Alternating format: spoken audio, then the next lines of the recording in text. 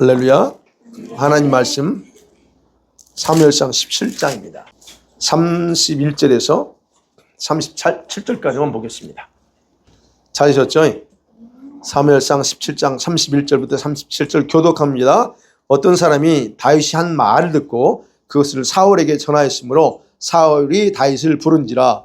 다윗이 사울에게 말하되 그로 말미암아 사람이 낙담하지 말지어다. 주의 종이 가서 저 블레셋 사람과 싸우리라. 사울이 다윗에게 이르되 너가 가서 저 블레셋 사람과 싸울 수 없으리니 너는 소년이요 그는 어려서부터 용사임이니라. 다윗이 사울에게 말하되 주의 종이 아버지의 양을 지킬 때 사냥하고 가서 양떼에서 새끼를 물어다가 내가 따라가서 그것을 치고 그 입에서 새끼를 건져내었고 그것이 일어나 나를 해하고자 하면 내가 그 수염을 잡고 그것을 쳐 죽였나이다. 주의 종이 사도와 몸도 준 살아계신 하나님의 군대를 모욕한 해맞지 않은 블레셋 사람입니다. 내가 그 짐승이 하나와 같이 읽습니다. 또 다윗이 이르되 여호와께서 나를 사자의 발톱과 고모의 발톱에서 건져내셨은즉 나를 이 블레셋 사람의 손에서도 건져내시리이다. 사울이 다윗에게 이르되 가라 여호와께서 너와 함께 계시기를 원하노라. 아멘. 자, 오늘 말씀 가지고 이 말씀 골리앗과의 싸움 스토리 설교 많이 들어왔었을 거고 또 너무 잘 아는 말씀입니다. 저도 이 말씀 가지고 설교를 재교를 한두 번 한 것 같아요. 그렇지만 그때 설교가 아닙니다. 옛날 설교가 아니고 요즘 읽으면서 또 이걸 묵상하면서 오늘 주신 은혜인가. 오늘도 이렇게 이 말씀을 동일하게 읽었는데 오늘 이제 오늘이 아니죠. 이 설교를 말씀을 묵상하고 하면 읽으면서 주시는 새로운 신선한 따끈따끈한 오늘 만들어진 거 어제까지 어제 저녁 한 40분까지 만들어진 아주 그 말씀입니다. 예. 자, 그래서 오늘 저는 제목을 사건 속에서 일하시는 하나님이라고 그렇게 제가 제목을 잡아봤어요. 자, 오늘 17장은 그래요. 사무엘로부터 은밀히 기름 부음 받았잖아요. 그 다윗이 이제 여러분 엘라 골짜기 이 전투에서 블레셋 상수인 그 골리앗과의 싸움에서 승리함을 통해서 이스라엘의 역사의 무대에 본격적으로 문명의 소년인 그가 등장하는 사건, 그 사건을 중심으로 기록하고 있어요. 좀 길어요. 그래서 내용이 깁니다. 그 유명한 거. 네. 사실상 사무엘서는요, 누구를 주인공으로 성경에 기록했냐면 사무엘이 아닙니다. 바로 다윗이에요. 다윗이 어떻게 왕이 됐고 그가 어떻게 이스라엘의 왕국을 세웠는가를 거기에 초점을 두고 기록하고 있다는 거예요. 자, 그런 부분에서 오늘 바로 이제 그 보이지 않던 다윗이 드디어 등장하는 내용입니다. 첫 번째로 봅니다. 제가 전투를 설명합니다. 자, 믹마스 전투. 믹마스 전투에서 요나단의 행동을 통해서 불리했던 그런 상황에서 예기치 않게 사울이 승리했습니다. 그러니 이 블레셋 사람은 자기들이 패할 거라고 생각 못했어요. 그러니까 예기치 않게 패하고 돌아갑니다. 자존심 상합니다. 아, 이게 우리 군대가 이 몇만 명이 왔는데 이게 무척 그 자존심 상해요. 그리고 나서 이제 돌아가가지고 가만히 있을 수 없지. 그래서 전열을 가다듬고서 다시 이스라엘과 싸우겠다고 몰려온 거예요. 근데 이번 전투는 옛날 그 믹마스가 아니에요. 이번 전투는 달라요. 블레셋과 이스라엘의 그 완충지대인 셰펠라라고 하는 그런 어떤 지역입니다. 근데 거기에 제가 이거 지도를 하려다가 지도 봐도 몰라요. 그래서 안 했어. 그 셰펠라라고 하는 지역에 엘라 골짜기가 있어요. 그 골짜기에서 블레셋 걔네들이 그쪽으로 온 거예요. 그쪽으로 와서 싸움을 겁니다. 여기 보면 안 읽었지만 엘라 골짜기 중간 지점인 소구와 그 다음에 아세가라고 하는 그 지역에 와서 그 중간에 딱 와가지고 이스라엘은 이쪽 편에 블레셋은 저쪽 편에 이렇게 진을 치고 이제 대치하고 있는 거예요. 근데요, 여러분, 이 전투를 살펴보면 옛날 그 믹마스 전투와 달라요. 다른 전투와 다른 모습이에요. 일반적으로 전투하면 어떻게 합니까? 치고받고 싸우는 백병전이에요. 그런 전이에요. 근데 여기서 지금 엘라 골짜기의 전투는 그런 전쟁이 아닙니다. 무슨 전쟁이냐? 일종의 그 각 팀에서 대표하는 수장, 어떤 장수 한 사람이 대표하는 장수가 나와가지고 둘이 싸우는 거예요. 둘이 싸워서 어떻게 해요? 그 둘 중에 한 사람이 지면 지는 그 쪽이 패배하는 거예요. 그래서 8절 9절에서 그렇게 말하거든요. 그 8절 그러지만 너희가 어찌하여 나와 진혈 벌었냐 하면서 말합니다. 한 사람을 택하여 내게 내려보내라. 그가 나와 싸워서 나를 죽이면 우리가 너희의 종이 되겠고, 만일 내가 내가 이겨 그를 죽이면 너희가 우리 종이 돼. 이겁니다. 이게 싸움이 양상이 틀려요. 한 사람에 의해서 승패가 갈라지는 겁니다. 근데 블레셋 진영에서 바로 이 가드 출신의 거인 이 골리앗이 나온 겁니다. 이 골리앗은 보기만 해도요, 상대방의 간담을 서늘하게. 왜? 키가 약 3m입니다. 2m 80에서 90 정도 돼요. 그러면 생각해보세요. 어마어마 커요. 일반적으로 일반적인 이건 도련변이야. 뮤턴트는 아니고 도련변이 키가 커요. 그러니까 이런 키 큰 인물이 나와가지고 지금 가본 입고 다 해놓고 나서 막 으쌰으쌰 싸우자고 하니 이게 이스라엘 백성 입장에서는 이게 겁이 나는 거예요. 그러니까 그렇게 지금 이제 골리앗이 나와서 싸움을 자꾸 붙입니다. 근데 이스라엘 진영에서는 이 괴물 같은 장수와 감히 전투하면서 싸우겠다고 나온 사람 아무도 없는 거예요. 그러니까 바로 여기서 이 엘라 골짜기 전투는 이런 식으로 40일간 아침 저녁으로 이 골리앗이 나타나서 이스라엘 진영을 향해서 조롱합니다. 무시하고 더 나아가서는 두려움을 일으키는 독특한 형태로 이게 40일을 지나가요. 만일에 생각해봐요. 블레셋이 왜 힘이 있었다면 이렇게 하냐 이거죠. 이렇게 블레셋이 이런 수장 대결이라고 그래요. 그런 대결을 택했을까? 여러분 블레셋 사람들은요, 믹마스 전투에서 참담하게 패배했어요. 그리고 그 이후로 져서 화가 나니까 지금 다시 포위해서 공격을 하려고 나온 거지만, 그런데 여러분 그럴 만한 총 공격할 만한 여력이 안 돼요. 그러니까 거인 하나 데려와가지고 이렇게 싸우자 하는 거예요. 지금 그들이 군대 수가 많았다면 이렇게 안 한다니까. 네. 그래서 예전처럼 이스라엘 측면에 공격해가지고 그냥 한순간에 했을 거예요. 그런데 그래 안 해. 40일 계속 똑같은 방법입니다. 거인 한 명을 고용해가지고 그런 게 아니야. 그러니까 결국 뭐냐면 이런 싸움 방식을 통해서 뭐냐면 피 흘리지 않고 한 사람의 피만 흘리면 돼. 그렇게 일제를 전투. 그래서 강한 자가 이기는 것으로 바로 이렇게 승리를 겨루자라고 그들이 제안하는 거예요. 네. 힘이 없으니까. 왜냐하면 우리가 나중에 보면 골리앗이 죽잖아요. 골리앗이 죽으니까 블레셋 사람들 어떻게 해요? 졌다고 해서 싸우는 게 아니고 도망가 버려요. 바로 그걸 보면 얘네들이 그런 내면에 그런 목적을 가지고 왔다 하는 거예요. 그리고 그럴 장소도 그래서 선택했어요. 여러분 왜 믹마사가 아니고 지금 이게 셰펠라 골짜기 거기 그쪽으로 왔을까 하는 거예요. 이 장소를 선택했는데 거기 보면 그 장소 이름이요, 그겁니다. 그 장소 이름 속에 전쟁의 성격이 나와요. 그 장소 어디냐면 1절에 보면 그러잖아요. 에베스 담메임이란 소고와 아세가 사이 에베스 담메 진을 치고 그랬어요. 거기서 에베스 담메임이라고 하는 단어 이게 거기에 뜻이 있어요. 여기서 에베스 담메임인데 이건요, 에베스는 제로라는 뜻이에요. nothing. 에베스가 nothing이라는 히브리 말이고,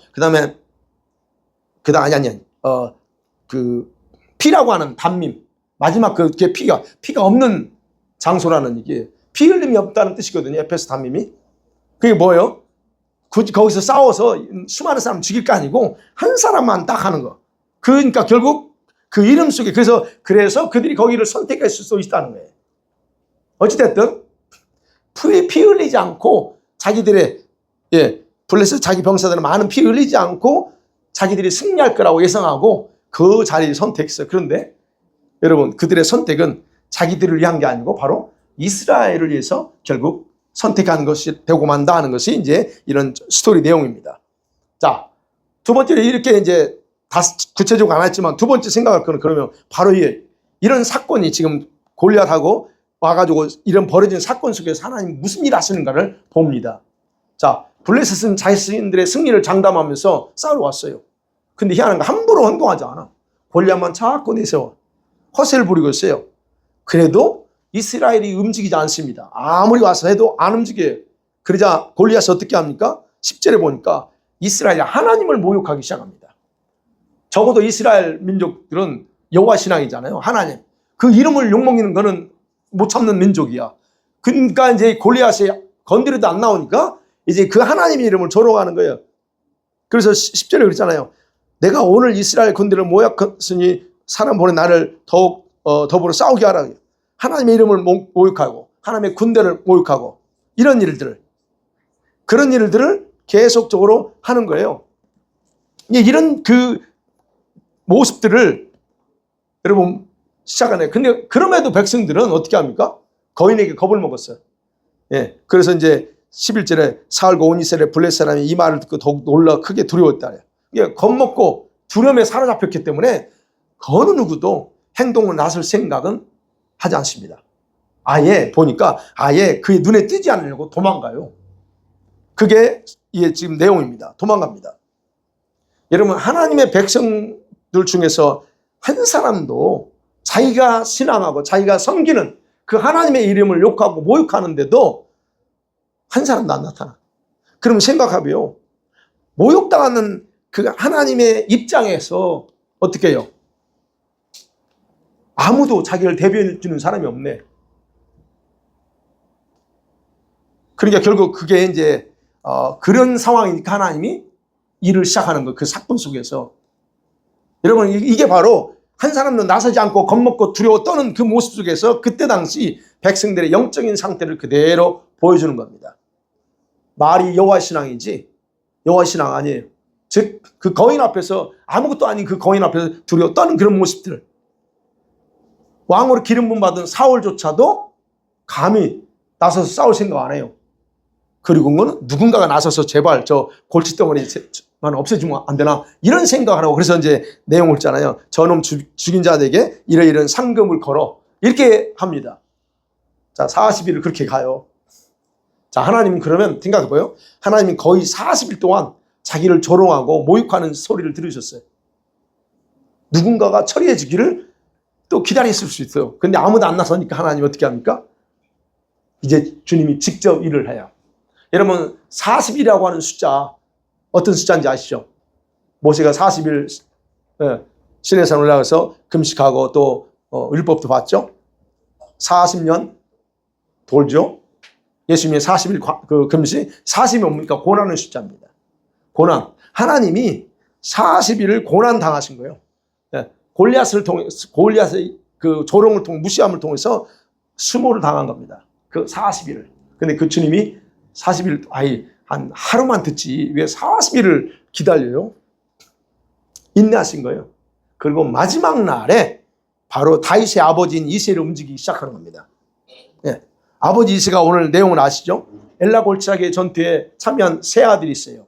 자기의 첫째 아들, 둘째, 셋째 엘리압과 암미나답과 삼마가 참여했습니다. 그게 궁금하죠. 지금 40일 전쟁 대치 중인데, 그냥 궁금하니까 어떻게 해요? 이 막내 이 다윗을 불러서 약간의 간섭거리를 챙겨서 도대체 잘 있는지, 다른 거 없어요. 사울이 잘하고 있냐, 싸움을 잘하면 보는 게 아니고 자기 세 아들들이 잘 지금 살아있는가, 그 안부를 물어보게 하려고 전투 현장에 보낸 겁니다. 근데 이때 다윗은 아직 소년이에요. 소년 티를 벗지 못했어요. 그래서 오늘 나오잖아요. 33절에 사울이 그래, 너는 소년이야. 소년이라고 하면 어떻게 해요? 10대라는 얘기예요. 아직까지 10대입니다. 그러면 봐요. 소년 티를 벗지 못한 다윗은 그 전투 현장에 와서 오자마자 뭘 들어요? 마침 그때 이 골리앗 이놈이 와가지고 또 이스라엘 진영에서 조롱하면서 하나님의 이름 모욕합니다. 바로 그 광경을 보는 거예요. 형들을 먼저 보지 않아요. 그냥 오자마자 그 소리를 들어. 그래요? 어떻게 합니까? 그 모습 보고 다윗의 마음에 이 분노가 일어나는 거죠. 이게 영적인 분노입니다. 거룩한 분노라고 우리가 표현은 다 하죠. 그래서 26절에서 그 얘기 하는 거예요. 26절에 저 이 조롱하는 저놈 쳐서 죽이면 어떻게 하냐는 거예요. 이 할례 받지 않는 저 블레셋 사람 누구길래 감히 하나님의 군대를 이렇게 조롱하느냐 이게요. 네. 그러면서 선포하는 거예요. 여러분, 같은 조롱을 듣고서도 다른 사람은 아무 반응이 없습니다. 두려워합니다. 그런데 이 다윗은 달라요. 다윗은 자신이 골리앗을 상대할 수 있다라고 자신감을 가지고 사울한테 찾아가는 거예요. 찾아가서 허락해달라고 그래요. 왜? 바로 여기에서 여러분, 하나님의 뜻과 계획이 자연스럽게 흘러가는 걸 모습을 봐야 되는 거예요. 네. 그 속에서 하나님이 이새를 통해서 어떻게 일하시는가 하는 거. 그래서 사람들이 이런 하나님의 계획이 흘러가는 모습이 있는데 그걸 사람이 놓쳐요, 대부분 다. 아버지가 심부름 보냈지만 전쟁 현장에서 그의 내면에 숨겨져 있던 그의 하나님 중심의 신앙, 그 신앙이 폭발하는 거예요. 이 상황에서. 바로 하나님은 그거를 기대하고 이 다윗을 아버지를 통해서 보낸 겁니다. 여러분, 다윗의 신앙을 생각해 봐요. 다윗의 신앙이 어떤 신앙일까요? 다윗의 신앙은 평상시요, 목동이잖아요. 어리니까 양을 치면서 개인적으로 뭐 했을 것 같아요? 양 치면서 개인적으로 하나님과의 관계를 양을 치면서 늘 유지해. 그래서 다윗은 음악가잖아요. 그러니까 하프를 항상 가지고 다니는 거예요. 음악을 좋아하는 사람은 꼭 자기가 좋아하는 거, 포터블로 기타가 제일 낫죠. 들고 다니는 거예요. 그러면 양을 치면서 거기서 양 뜯어 먹을 때 자기는 기타 치면 시를 짓고 그게 시편이 많이 나오는잖아요. 그러니까 그런 평상시 양을 치지만 하나님과 관계를 끊임없이 지켰다는 거예요. 즉 일상의 생활 속에서 일상생활에서 하나님과에 대한 그 신앙이 점점점 자라해 오셨다는 거예요. 바로 이게 일상의 영성이라고 말합니다. 흔히 말해 일상의 영성. 근데 그 신앙이 어느 정도 드러나는지 성경에는 어느 정도였는지 아무도 드러난 적이 없어요. 누구에게도 드러난 적이 없어요. 아직 그 어떤 드러낼 상황이 안 됐으니까. 물론 시편에 보면 그의 그 고백이 나오지만 그래요. 그런데 바로 지금 이 순간 다윗의 그 일상에서 만들어 놨던 그만이 가지고 있는 어떤 신앙의 모습이 강력하게 표출돼 나오는 거예요. 의분이 표출돼 나오는 겁니다. 여러분, 바로 이런 부분에서 우리가 저와 여러분이 평소에 일상의 영성을 준비하고 성장시키는 것이 얼마나 중요한가를 생각하게 하는 거예요. 여러분, 오늘 하루 어떻게 사셨는가? 오늘 하루 여러분의 영성을 위해서 뭔 일을 했는지 이 굉장히 중요합니다. 내일 하면 되지. 그렇죠? 내일 가면 어떻게 해서 여러분 또 내일 하면 되지 가요. 근데 내일이라고 하는 거 없다고 그랬죠. 우리에게 오늘 하루밖에 안 주어졌어요. 그러면 오늘 내 영성, 주님과의 관계 속에 하루에서 내가 어떻게 내 신앙의 영성을 가지고 만들 거냐, 이게 중요한 거예요. 바로 다윗은 그런 영성을 일상에서 준비하고 있었다는 거예요. 그러면 여러분과 제가 1년, 2년을 이렇게 기도하면서 우리 영성을 강화시켜 나간 사람하고 그러지 않은 사람하고 차이가 있을까 없을까요? 엄청나게 차이 있어요. 근데 지금은 몰라. 지금 몰라요, 다. 근데 어느 순간에 우리는 터질 거예요. 속에서 터지지 말고. 지난주 속에서 터지면 안 돼. 속에서 터지고 집안에서 터지면 안 돼, 이거. 집안에서 이 부부끼리 터지면 안 돼요. 여러분, 이거예요. 다윗이 지금 그 목동으로서 어렸을 때부터 양을 치면서 하프를 치면서 하나님을 찬양하고 시를 쓰면서 갔던 그 신앙이 드디어 드러날 때가 온 거예요. 네. 바로 그래서 믿음은요, 한순간에 만들어지는 게 아닙니다. 여러분의 믿음은 한순간에 아이들도 마찬가지예요. 아이들도. 그래서 여러분, 강력한 능력, 믿음의 능력으로 나타나는 것은 내가 지금 갖춰져 있느냐 갖춰지지 않느냐에 따라 달라요. 갖춰져 있으면 능력으로 나타나. 근데 갖춰지지 않았으면 갖춰진 만큼만 나오는 거잖아요. 그래서 하루하루의 생활 속에서 우리 자신의 영성을 강력한 능력으로 작용하도록 훈련해야 됩니다. 네? 자, 바로 하나님은 다윗의 그런 영성을 파악하고서 그를 사용하고자 부르신 거예요. 하나님은 지금도 이렇게 준비합니다. 이렇게 준비한 자를 사용하십니다. 예? 결국 다윗은 자신이 전혀 예상하지 않았어요. 이런 일 거라고는 전혀 예상하지 않았죠. 계획하지 않았던 전투에 참여합니다. 그죠? 이스라엘 진영의 대표자로 갑자기 지금 대표 장수가 되는 거예요. 쫄병하고 싸우는 게 아닙니다. 아니요. 저기 장군 나왔으면 여기서 장군이 나와야 이게 싸움이 맞지. 장군 나오는데 이거 쫄병 나오면 이제 여기서 그러잖아. 나중에 그 골리앗이 그러잖아. 너 나를 개로 생각하냐? 이러잖아요. 왜? 같은 레벨의 장수가 나와야 그래도 싸워서 저더라도 영예로운 죽음이지. 그러니까 지금 다윗이 소년인데 걔가 지금 골리앗과 맞먹는 그런 장수로서의 그런 싸움에 얼떨결에 나선 게 되는 거예요. 네. 자, 내용 알죠? 다윗이 이제 사울의 갑옷을 입는데 안 맞아. 너무 커. 그래서 갑옷 안 입습니다. 입지 않고 그냥 양친 목도하니까 그냥 어떻게 해요? 자신에게 익숙한 무기. 그게 뭐예요? 막대기 하나 하고 그 다음에 엘라 골짜기잖아요. 그게 물이 흘렀던 지기요. 그러니까 거기에 돌이 얼마나 매끌매끌했겠어요. 매끌매끌한 돌 5개 하고 딱 들고 겁도 없이 그냥 골리앗 앞에 가는 거예요. 여러분, 다윗은 그런 믿음의 의분을 내세워서 행동했어요. 그냥 저거 감히 하나님의 이름을 모독해? 그러니까 그냥 화가 나고 영적인 분노가 있으니 갔어. 근데 바로 그게 내가 하나님이 계획했다는 거야. 네. 그가 기름 부음 받았어요. 그죠? 사무엘한테 기름 부음 받았습니다. 그러면 사울과 마찬가지로 이스라엘에 공식적으로 등장해야 돼요. 근데 하나님은 이런 사건을 통해서 공식적으로 등장시키는 거예요. 방법이 하나님이 이 방법을 선택했다는 겁니다. 네. 실제적으로 사울과는 다르게 온 백성들이 두려워하는 실제적인 인물을 등장시켜서 이 다윗을 바로 거기서 드러내버려요. 여기서 생각해보세요. 어린 다윗이 골리앗을 죽인다면 어떤 효과가 있을까요? 엄청난 이슈가 터지는 거예요. 네. 그러면 온 민족이 소문 다 나죠, 금방. 나중에 이제 소문 다 나요.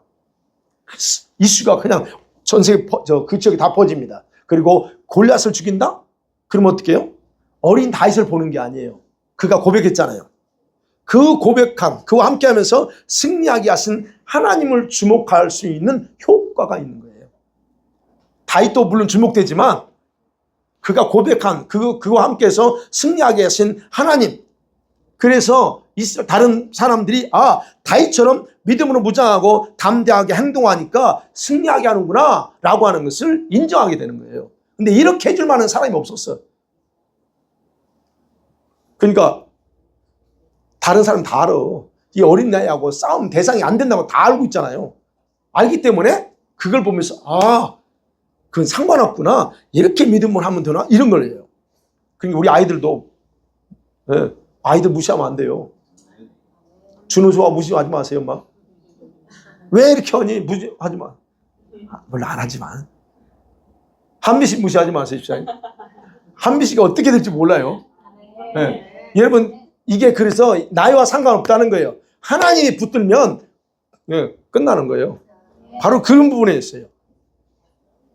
바로 백성들이 이거예요. 백성들이 그 모습 보면서 다윗의 그런 행동이 하나의 믿음의 기준이 되는 겁니다. 믿음의 기준. 이렇게 그러니까 하시는구나. 그래서 백성들이 어떻게 해요? 다윗은 하나님의 사람이란 걸 인정할 수밖에 없는 그런 상황으로 돼요. 그게 바로 하나님의 또 다른 목표예요. 다윗을 인정해야지. 저는 하나님이 함께하는 사람이다라는 걸 인정해야죠. 그걸 하나님은 생각하고 계셨다는 거예요. 자, 그래서 막대기를 들고 나가죠. 이 막대기를 들고 나갑니다. 이 들고 나온 어린 다윗을 보고 골리앗이 기가 막히죠. 그죠? 그러니까 이렇게 말하죠. 43절에 네가 나를 개로 여기냐? 그죠? 43절 그거에 너가 나를 개로 여기고 막대기를 가지고 내게 나왔느냐? 그거요? 여러분 생각해 보세요. 막대기. 우리 여기도 그런가 봐요. 전 세계에서 그러나? 개를 다는 다른 걸로 다루지 않고 이 막대기요. 거기도 그랬던 것 같아요. 지금 그잖아요. 그러니까 지금 막대기 하나 들고 오니까 막대기를 들고 왔다는 건 애가 들고 왔다는 그 막대기를 뭐 하겠냐 이게요. 개들이나 다룰 때 하지. 그러니까 지금 골리앗이 그렇게 생각하는 거죠. 근데 골리앗이 참 어리석어요. 골리앗은 막대기만 봤어요. 근데 막대기가 무기 아니잖아요. 뭐가 있어요? 진짜 다윗의 비밀 무기는 뭐예요? 물맷돌이잖아요. 근데 그걸 못 본 거예요. 어쨌든 골리앗은 그냥 골리앗 조롱 앞에서도 다윗은 전혀 위축되지 않죠. 오히려 골리앗을 향해서 믿음을 선포합니다. 그게 이제 우리 넘어잖아 45절. 너는 칼과 단창으로 나왔지? 나는 그렇지 않아. 네가 모욕하는 만군의 여호와 이스라엘 하나님의 이름으로 내가 너를 죽이러 왔어라고 선포하는 거예요. 위대한 믿음의 선포하죠. 여러분 다윗은요 전쟁에 능하신 만군의 하나님. 그 히브리 말로 뭐라고 그러죠? 네? 아니 그거 사모님이 얘기했잖아요. 세바오트. 전능하신 만군의 하나님. 네. 그러니까 바로 전쟁에 능하신 그 만군의 하나님 여호와를 이 다윗이 굳게 의지하면서 그분의 도우심을 신뢰하면서 선전포고를 하는 거예요.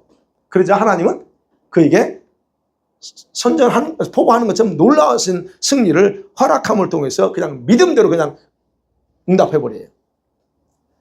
그는 이 다윗은 자신이 그 비밀경 있죠? 이 가져간 물맷돌 5개 쓸 것도 없어.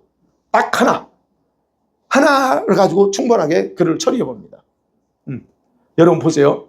평소 광야에서 물맷돌 이게 고백했잖아요. 사자나 곰이 와서 하면 그 물맷돌로 처리했다. 그럼 보통 이게 연습이 안 되잖아요. 우리가 활을 당기더라도 얼마나 연습해요.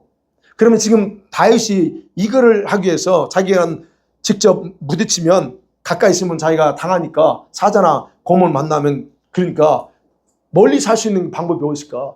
이거예요. 물맷돌.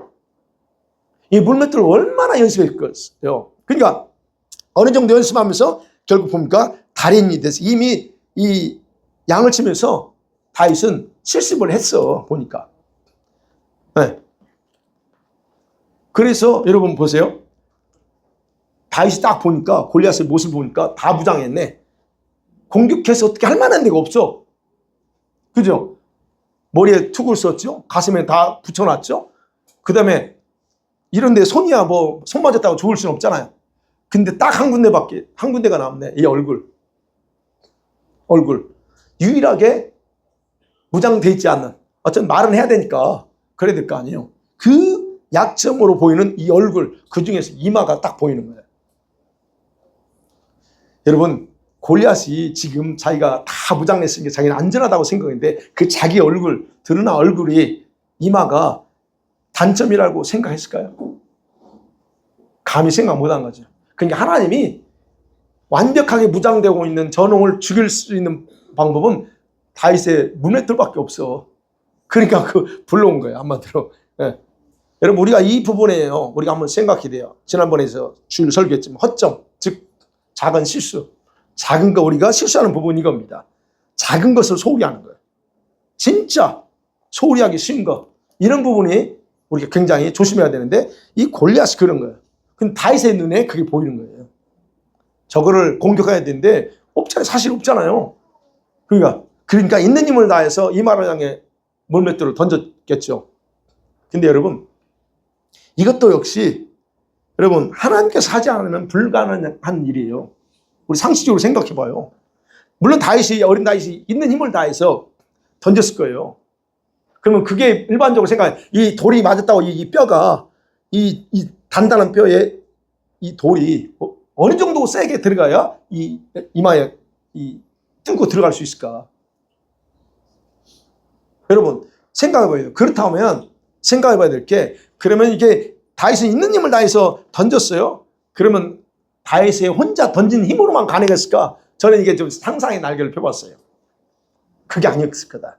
천사가 날아가는 물맷돌을 잡고서 그냥 골리앗의 이마에다 박아버렸을 거다. 아니 그러잖아요. 아니 이거 생각해봐요. 그렇게 하지 않고 어떻게 가능하냐고. 그래서 물론 성경이 없어요.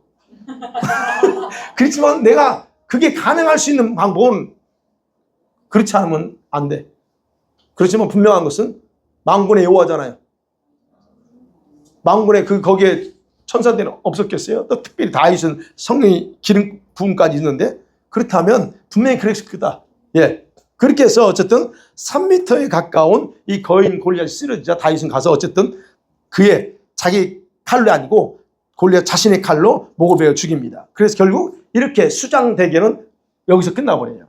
그러자 어떻게 그 모습을 본 이스라엘군은 블레셋을 공격합니다. 블레셋 도망가고 결국 에그론까지 쫓아가서 다 추격하고 그들을 항복을 받아내는 거죠.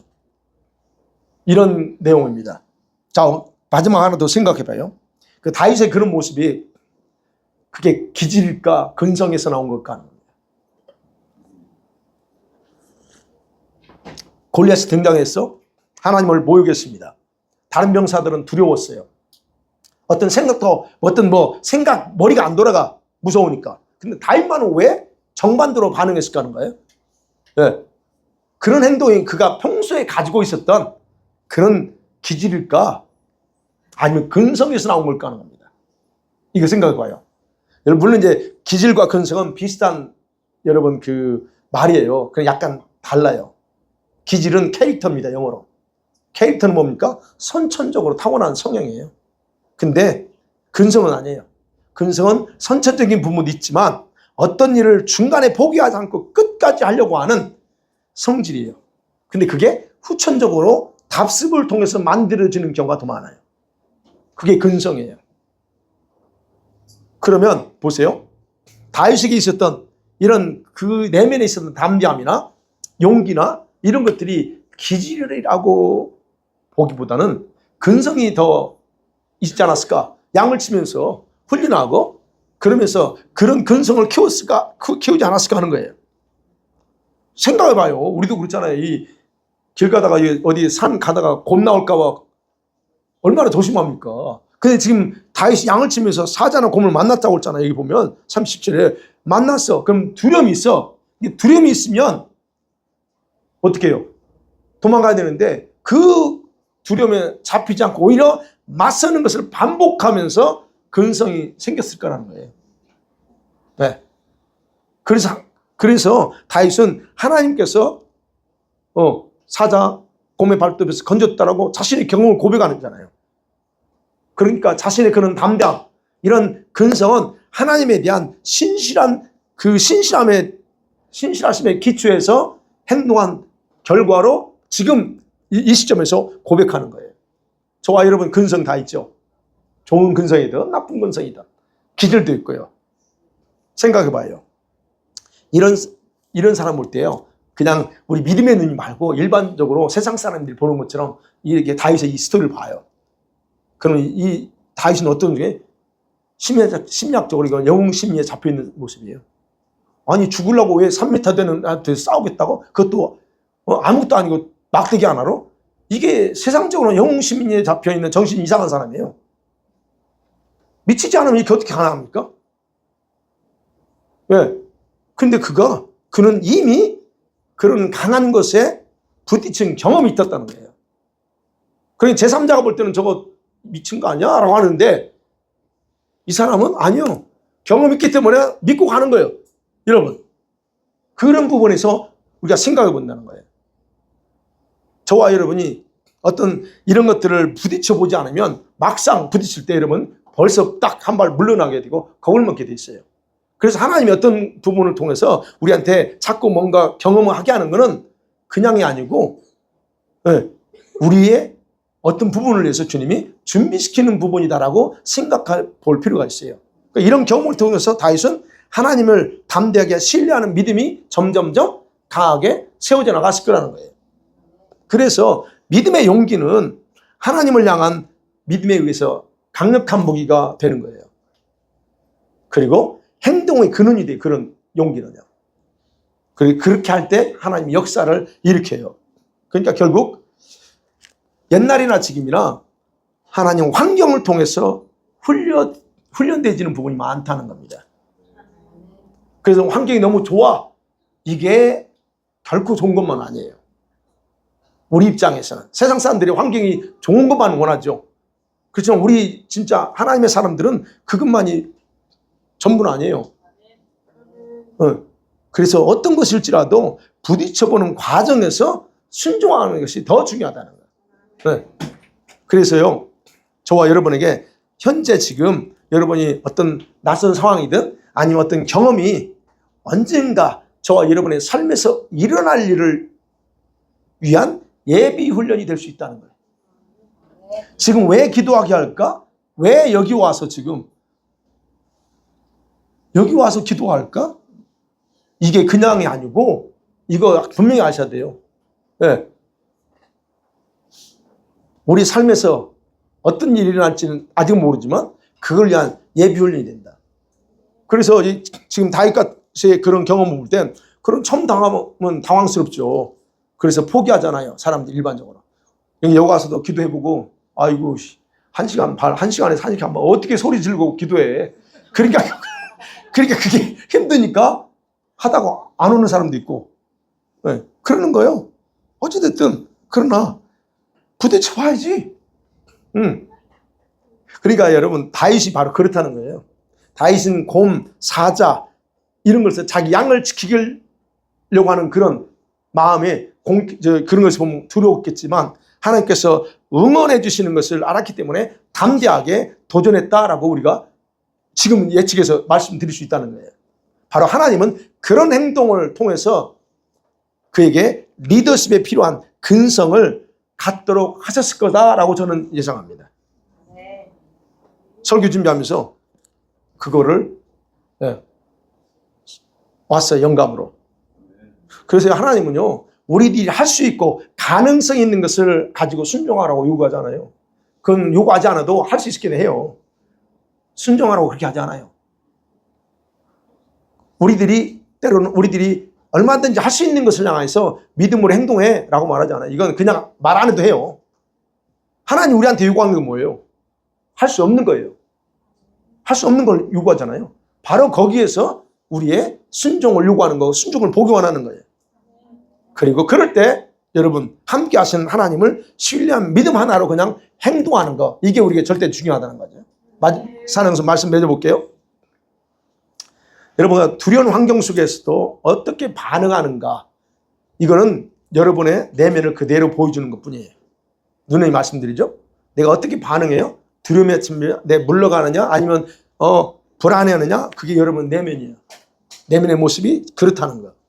그렇기 때문에 환경의 문제가 아니라 외부 환경에 대해서 내면의 상태가 그대로 반응하는 것에 불과하다는 거예요. 내면이 불안하니까 어떤 게 터지면 내가 불안해와. 그걸 그냥 불안을 받아들이는 거예요. 네. 일반적으로 사람들은 그렇잖아요. 환경이 좋으면 두려움, 걱정도 사라질 거라고 생각해. 그랬나요? 그래요? 아니에요. 걱정과 두려움은 환경이 좋다고 사라지는 게 아니에요. 결국 자신의 내면의 영성을 강화하는 훈련이 안 됐다면 하나님에 대한 신뢰도가 바닥을 치기 때문에 그냥 자기 모습이 그냥 나오는 거예요. 여러분 그래서 보셔야 돼요. 여러분의 지금 내면의 영성이 어느 정도인가. 여러분의 믿음의 행동은 평소에 아까 말씀 일상에서의 영성의 수준에 따라 나타나는 것뿐이에요. 네. 지금 믿음의 행동이 없는 것은 뭐예요? 평소의 영성을 준비하지 않았다는 거예요. 지금. 그렇기 때문에 여러분 지금 일상생활에서 영성을 준비하는 것은 현재뿐만 아니라 미래의 믿음을 위한 것이다 라고 늘 말씀드립니다. 그래서 그런 영성 준비 속에서 하나님은 근성을 만들어 가신다. 근성. 여러분 믿음 생활에서 이 근성은 굉장히 중요한 요소 중에 하나입니다. 우리 근성 키우셔야 돼요. 제가 수요일날 영적 전쟁 준비해서 그게 나와요. 근성. 내 근성이 어떤 상태인가 파악하고 근성을 키우는 거. 예. 그런데 근성은 자동적으로 생기지 않더라. 기질적으로 이게 있는 사람이 있어요. 그러나 그 믿음의 근성은 그냥 생기지 않더라고요. 네. 그래서 환경 속에서 부딪혀오는 문제들을 대하는 태도, 순종의 과정을 통과할 때 주님이 주시는 거예요. 이 근성도 주님이 주셔야 돼요. 네. 여러분 요즘 어떤 근성 키우고 계시나요? 어떤 근성? 웃으세요? 잘 키우나 보나 우리 집사님은. 근성 어떤 근성 키우고 계세요? 이런 근성 안 키우죠? 두려움에 쉽게 잡히는 근성. 그 근성 그건 키울 필요 없어요. 그거 나 이 근성 키워야지 하면서 어떤 문제만 생기면 두려움에 잡히는 거 그거 필요 없어요. 저한테 가져오세요.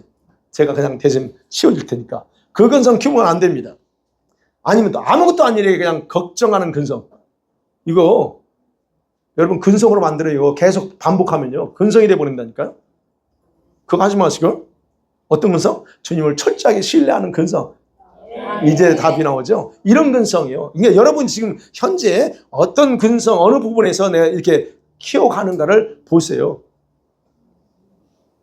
진짜 나는 확실한 주님의 사람이 되리라는 근성을 만들고 있죠. 네, 그거 만들어야 돼요. 싸움꾼의 근성 키우세요.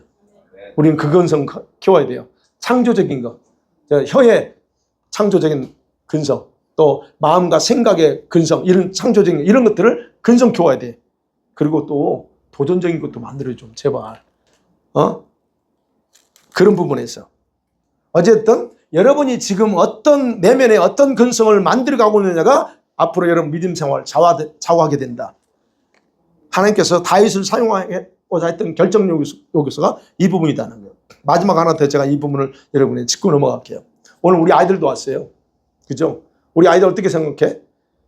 오늘 와 있는 게 또 금요일마다 수요일마다 오는 게 재밌어서 오지?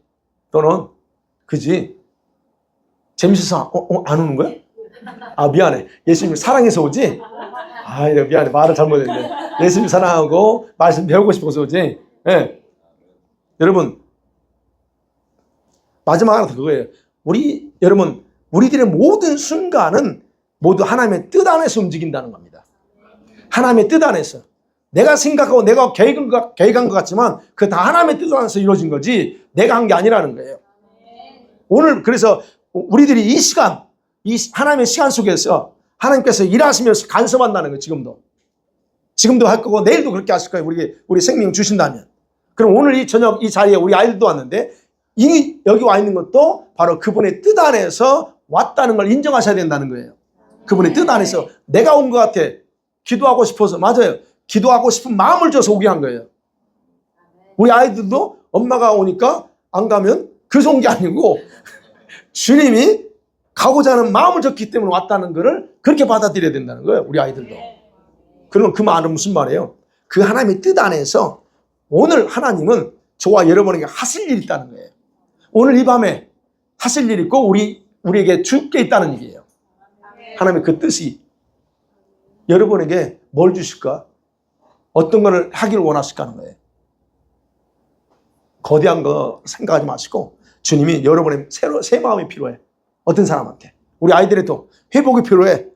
하나님의 능력이 더 필요하네. 오늘 와. 그럼 내가 더 줄게. 하나님의 기름 부음이 더 필요하네. 그래서 우리를 하나님께서 그 뜻 안에서 우리를 이렇게 마음과 생각을 다 움직여서 이 공간에 불러주셨다는 거예요. 아멘? 그래서 오늘 밤에 여러분 기도하면서 하나님께서 하고자 하시는 그 뜻, 하고자 하는 모든 것들을 다 경험하고 다 받고 돌아가기를 간절히 소망합니다. 아멘. 네. 기도하죠, 이제.